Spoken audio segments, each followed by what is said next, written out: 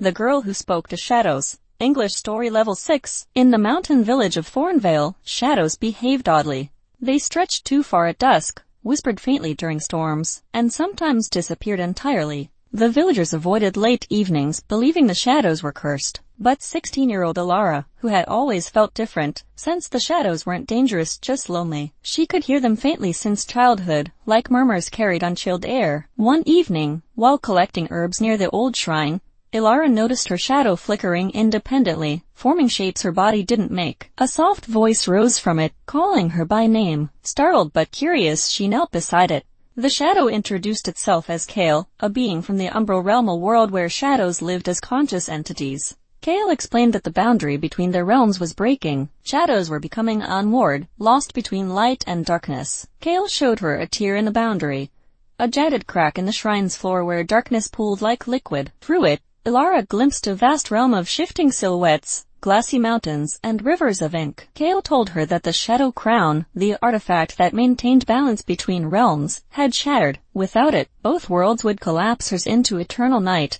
and his into nothingness. Though terrified, Ilara agreed to help. Kale guided her through the boundary crack into the Umbral Realm. There, her body cast no shadow at all. She was the light in a world made of darkness. The realm's inhabitants watched her curiously, their forms shifting with every emotion they felt. Some shadows approached gently, drawn to her warmth. Others recoiled, fearing she was a threat. Together, Ilara and Kale traveled across floating platforms of darkness, through forests of skeletal silhouettes, and past oceans where reflections swam without any surface above them. Along the way, Kale revealed the truth. Only a human could restore the Shadow Crown because it required both light and darkness to function. And Ilara, born with the rare ability to hear shadows, was the only one who could wield it safely. They eventually reached the Umbral Citadel, a towering fortress carved from the absence of light. Inside lay the fractured pieces of the Shadow Crown, each shard pulsating with unstable power. As Ilara approached, the shards fused into a swirling vortex, testing her resolve.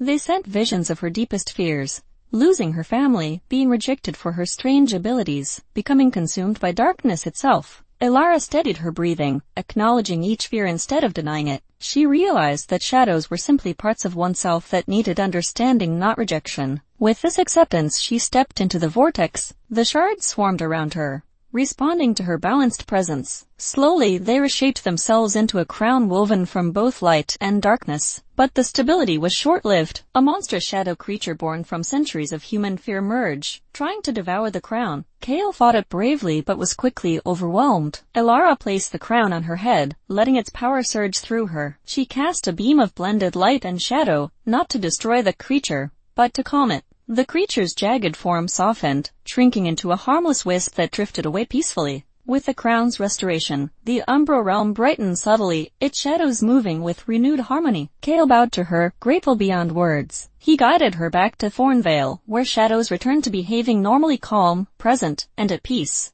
Ilara kept the crown's faint mark on her forehead, a reminder of her bond with the shadows. From then on, she became Thornvale's shadow listener, helping villagers understand that darkness was nothing to fear when one learned to speak to it.